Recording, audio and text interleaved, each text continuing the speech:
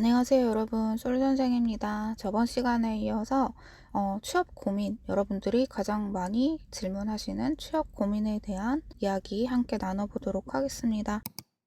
나이가 많은 늦가기 신입인데 불이익이 있을까봐 너무 두렵습니다. 자, 우리가 이거를 볼 때는 왜 나이 든 사람을 별로 선호하지 않을 것 같은지 한번 생각을 해볼 필요가 있어요. 회사라는 곳은 이제 들어가서 어느 정도 자기 몫을 하기까지 일을 가르쳐 놓기 위해서 그래도 한 2년에서 3년 정도 시간이 걸립니다. 사실 생짜 신입은 거의 그 1년 동안은 배우기만 한다라고 봐도 무방하거든요. 그리고 회사 차원에서도 신입사원들에 대한 교육을 계속하는 것이 제 역할을 빨리 시키기 위함인데요. 근데 이제 만약에 사수가 있다고 치면 사수가 나보다 나이가 적으면 좀 서로 불편한 상황이 됩니다. 이제 남자분들을 많이 겪으셨을 거예요. 내가 군대 갔다 왔다가 조금 취업 준비하고 그러면 들어갔을 때 나보다 나이 어린 여자 선배들하고 함께 일해야 되는 경우들이 있습니다. 이런 경우에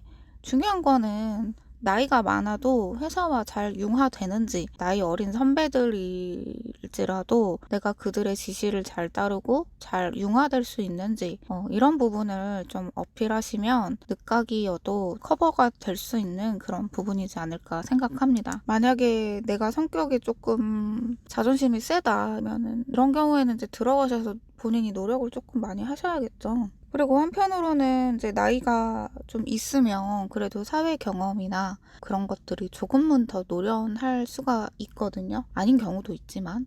어쨌든 내가 그런 부분을 끌어다 쓸 거리가 있다면 그런 부분을 부각하셔도 괜찮습니다.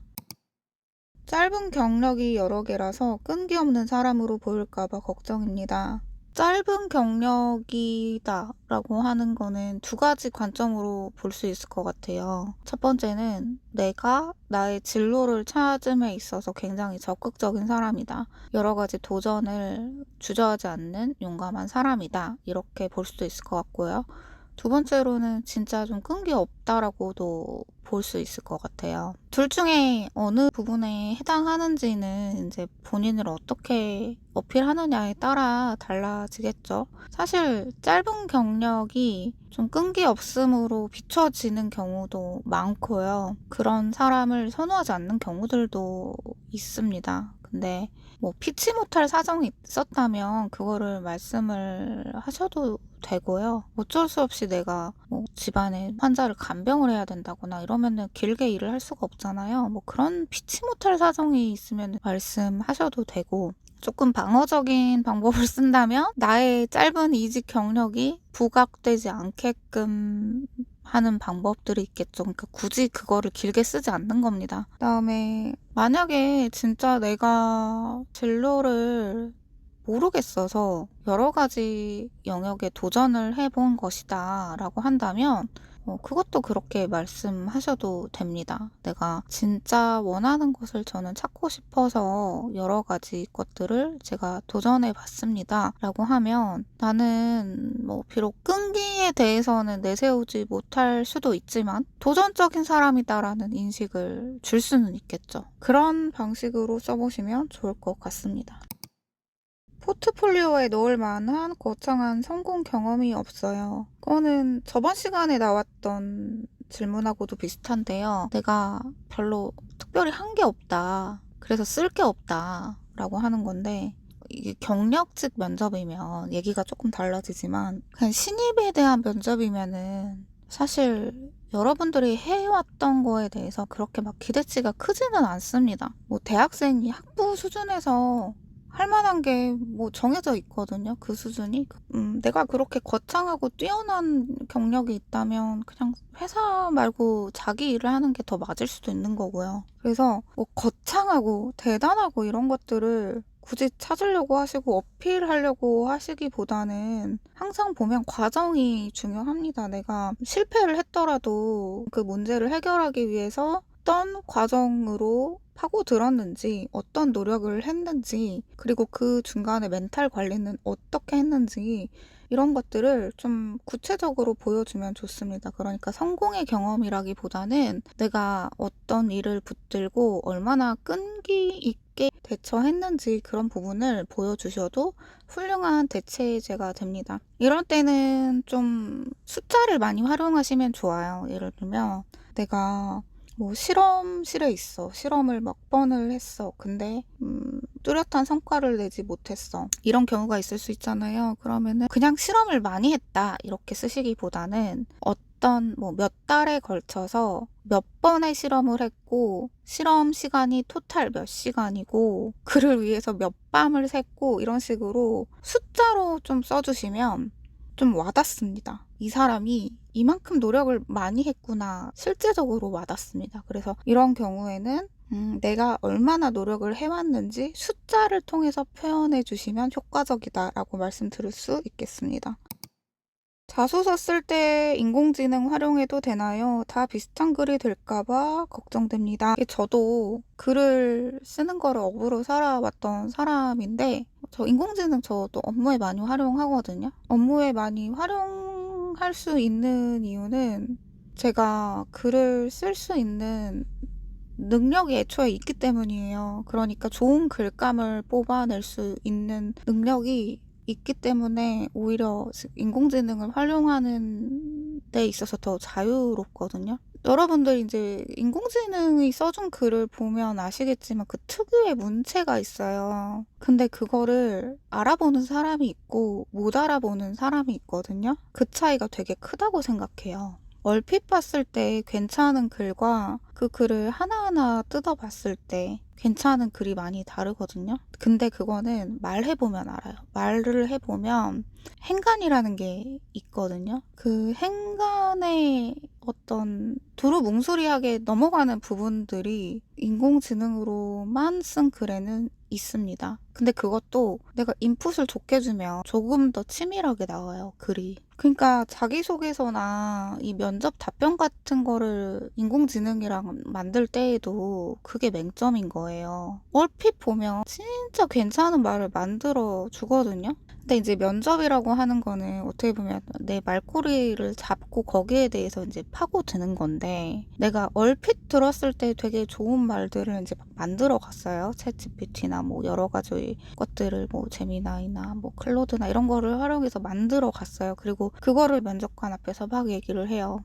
근데 면접관들이 하는 질문들이 사실 딱 정해져 있기는 하지만 그 질문들이 왜 지금까지 계속해서 이어져 오냐면요. 그 질문들이 꽤 많이 한 사람이 무엇을 해왔는지에 대한 그리고 이 회사와 맞는지 뭘 원하는지에 대한 꽤 정확한 꽤 본질적인 답을 줄 수 있는 질문들이기 때문에 그런 질문들을 하는 거거든요. 그래서 정리해보면 인공지능을 활용해서 답변을 만드실 때에는 글감을 미리 많이 뽑아 놓으세요. 무엇을 통해서 나의 삶을 통해서 좋은 글감들을 많이 뽑아서 그 인풋을 넣으세요. 그러면 좋은 답변이 나올 겁니다. 어떤 질문을 하셔도 좀 덜 허가 찔릴 수 있는 맥락이 있는 그런 답이 나올 겁니다. 근데 대충 두루뭉술하게 좋아 보이는 말만 가져가면 어떤 질문이 들어오면 내가 허가 찔릴 겁니다. 대답하기 어려울 겁니다.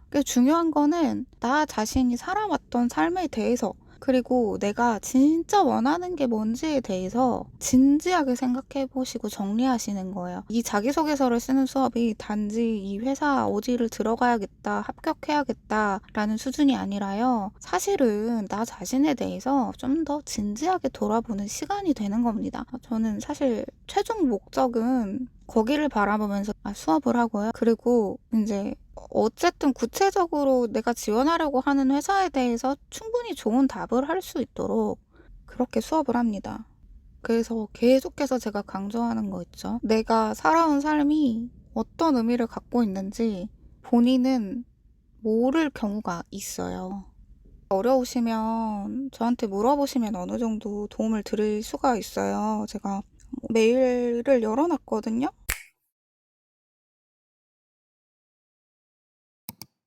전공과 전혀 다른 직무에 지원하는데 어떻게 엮어야 할지 막막합니다. 요즘에 사실 전공을 살리는 직군이 거의 별로 없습니다. 물론 어떤 특수한 전공이 필요한 영역이 이제 분명히 있죠. 그런 부분 제외하고 일단 뭐 인문대, 뭐 사회대, 상경대 뭐 이런 데는 전공을 살리지 못하는 경우가 많죠. 그래서 어떤 일부 특수한 직군, 그러니까 어떤 특수한 학위나 특수한 지식이 필요한 영역이 아닌 경우에는 내가 전공에 맞지 않은 영역에 지원한다고 해서 그게 절대 약점이 아니다. 이거를 먼저 말씀드리고 싶어요. 어차피 전공을 별로 못 살리는 시대입니다. 자, 이거는 먼저 알고 가시고요. 내가 영역에 대한 전공자 비교했을 때 어떤 점이 장점인지는 조금 어필하면 좋겠죠. 뭐 들면 완전적인 성향의 업종에 이과적인 성향의 사람이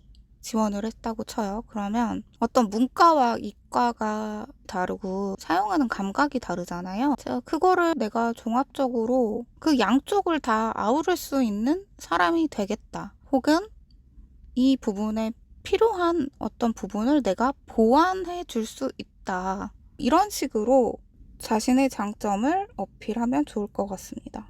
이거는 각 전공별로 갖고 있는 특수성이 다르기 때문에 각 케이스별로 좀 봐야 제가 좀 구체적인 답을 드릴 수 있을 것 같네요.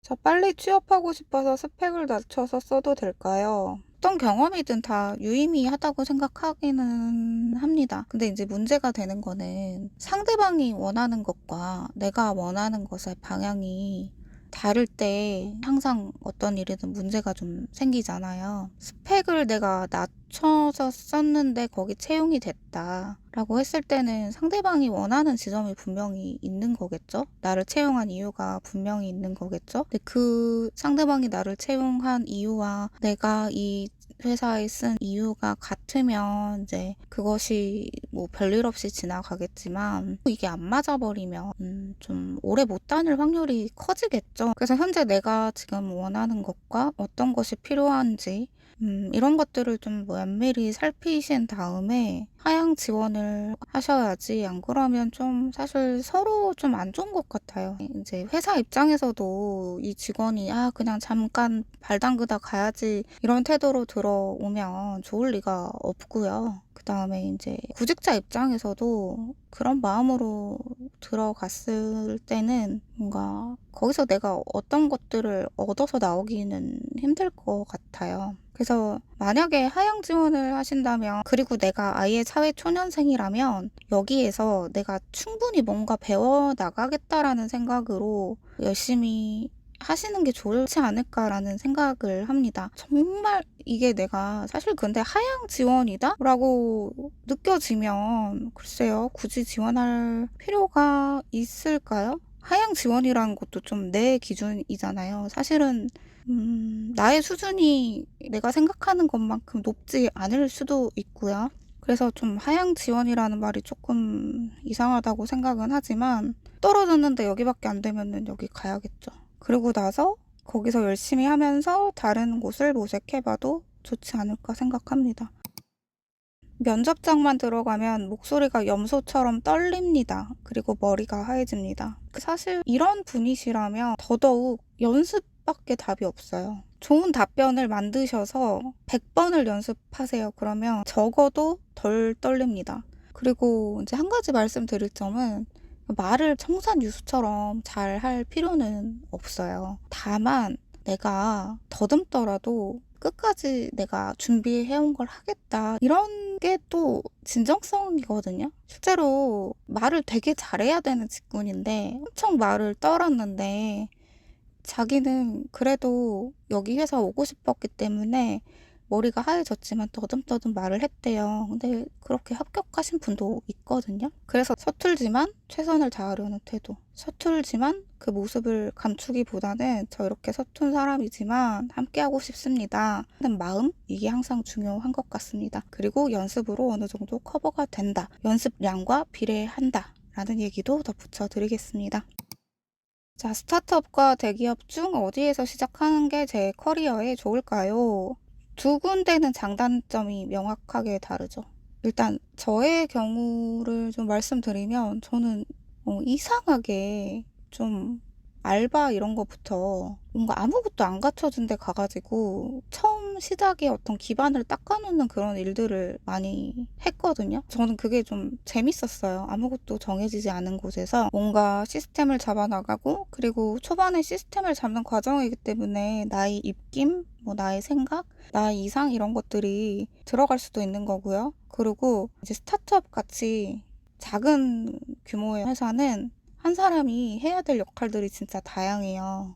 그래서 좋게 얘기하면은 내가 사회 초년생이지만 아주 다양한 일들을 해내야 되고, 반대로 배울 수가 있어요. 경험할 수 있어요. 이게 엄청 큰 장점이라고 생각해요. 규모가 적은 데에는 조금 한 명 한 명이 사장처럼 움직여야 되는 그런 게 있거든요. 그래서 뜻맞는 사람들이 이렇게 스타트업 같은 거를 하게 되면 한 사람이 여러 가지 역할을 수행하면서 그만큼 내가 여러 영역에 대해서 배울 수 있는 게 많아요. 다만 체계가 없죠. 큰 시스템이 주는 안정감 안에서 배울 수 있는 거는 별로 없어요. 한 사람이 여러 역할들을 너무 과중하게 하게 되면, 그게 악용되면 좀 이제 힘들어지죠. 그게 계속되면. 그래서 작은 기업들은 대부분 이런 경우가 많다. 반면에 두 번째 대기업 같은 경우는 이제 저는 대기업도 경험을 했는데 우리나라 회사는 아니었고 이제 외국 회사 다닌 적이 있거든요. 시스템이 주는 안정감이 있습니다.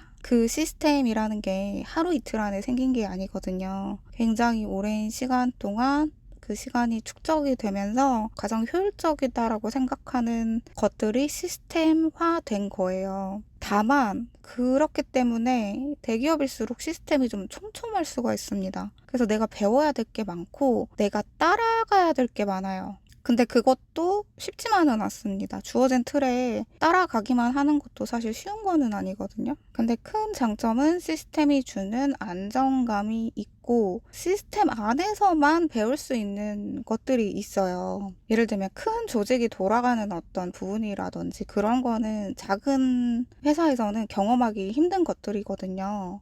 그래서 저는 좀 초년생이며 작은 곳을 들어가서 그 시작을 함께 하는 경험을 하는 것도 빠르게 자기의 역량을 키울 수 있는 방법이라고 생각해요. 왜냐면 여러 가지 영역을 내가 이렇게 경험할 수 있는 기회가 사실은 대기업에서는 없어요.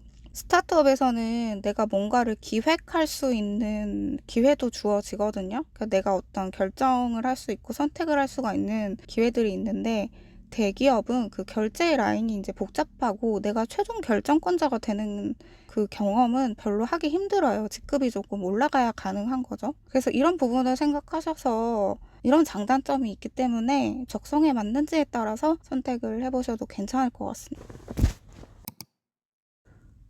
현직자 커피챗이나 네트워킹을 꼭 해야 하나요? 내향인이라 너무 부담스럽습니다. 이거는 하시는 게 좋죠. 현직자분들을 만나보는 거는 굉장히 권장됩니다. 내가 지인이 있으면 만나보셔도 좋고요. 특히 이제 내향인이라고 하면은 더 권장드려요. 사실 이제 정보 자체를 우리가 구하는 건 어렵지 않을 거예요. 요즘에는 모든 정보가 오픈된 세상이기 때문에. 근데 이제 현직자를 실제로 만나서 듣는 거는 훨씬 더 와닿죠.